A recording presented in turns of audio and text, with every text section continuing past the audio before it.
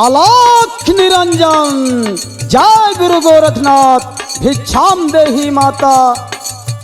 कोई है इस घर में? जरा बाहर आओ मैया।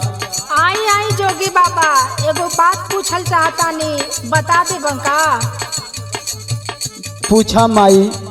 आखिर इतनी कम उम्र में तोहार भिक्षा मांगल पेशा है कि तू सच में जोगी बाबा बड़ा? आखिर कारण का बा?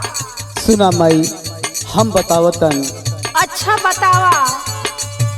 माई बाबू छोड़ी गैला देई के जनमावा हो देई।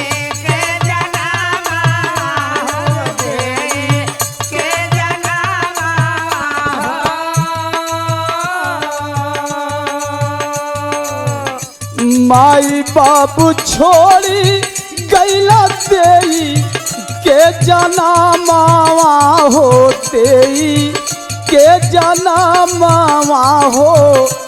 फूटल की समातिया हमारन राम।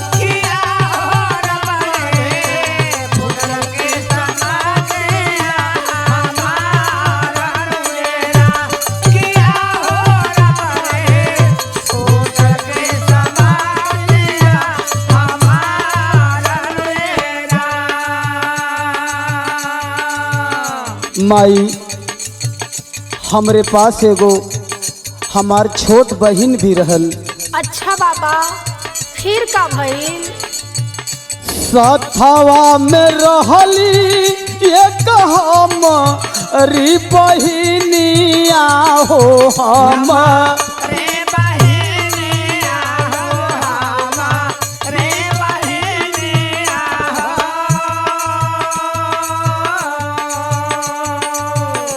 सथवा में रहली एक हमारी बहिनिया हो। हमारी बहिनिया हो। जिंदगी भइल लाचार राम। किया हो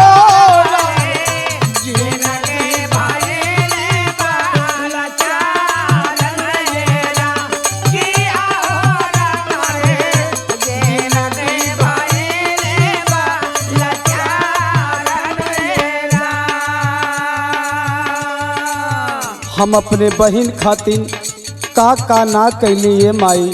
अच्छा। मांगी मांगी भीखा करत रह अली गुजारावा हो रहा।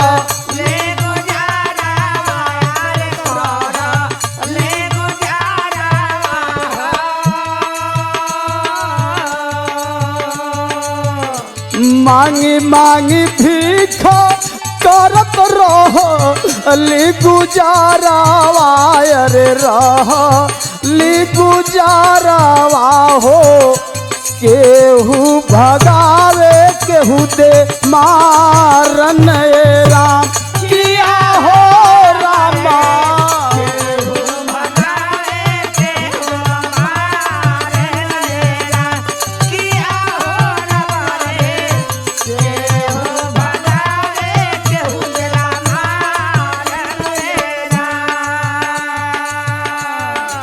एक समय का बात बतावत है ये माई। का भइल हमरे साथे? का भइल हो बाबा? दशहरा के मेला लागल भीड़ रहे भारी हो। भीड़ रहे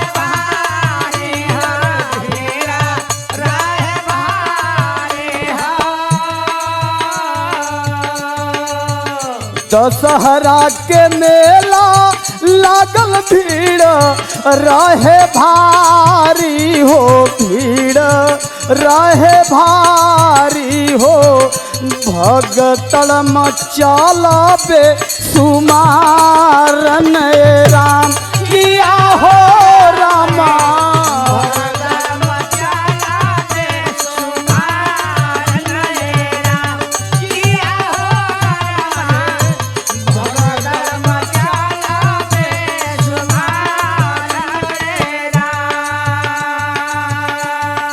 माई वो दशहरा के रात हमार बहुत दुखद रात रहल माई। जब हम ई बात बताइला तो हमार करेजा फाट जाला माई। साथवा छुटाला आजला मिलली ना बहिनी आयर मिलली।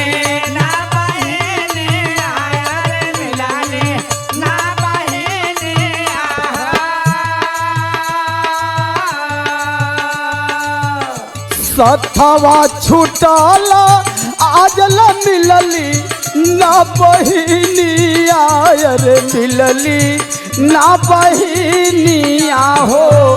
जोगी पानी घूमी सबके द्वार ये राम किया हो रामा।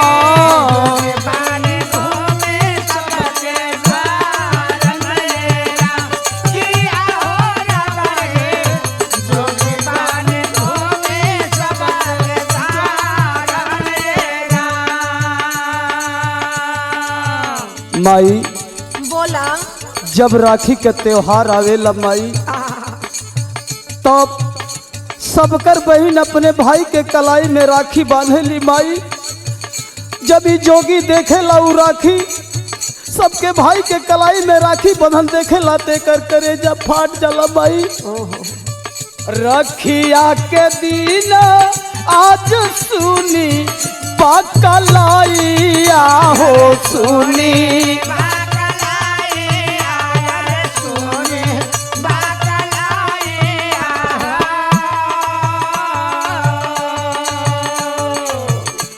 रखिया के दीना आज सुनी बकलाइया रे सुनी बकलाइया हो।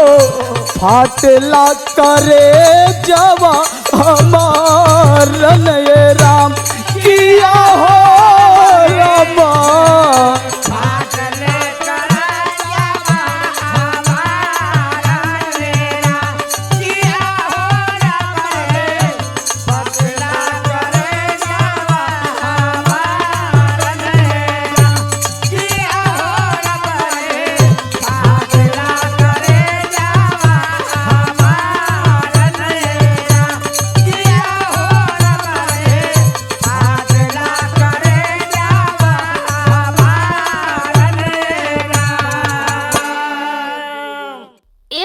तू सुरेश कुमार पगला हवा का? हाँ बहनी, हमार नाम सुरेश कुमार पगला ही बा बहनी। तो वो मिलवा में हम ही तो से बिछड़ के चल गए भैया। दीदी दीदी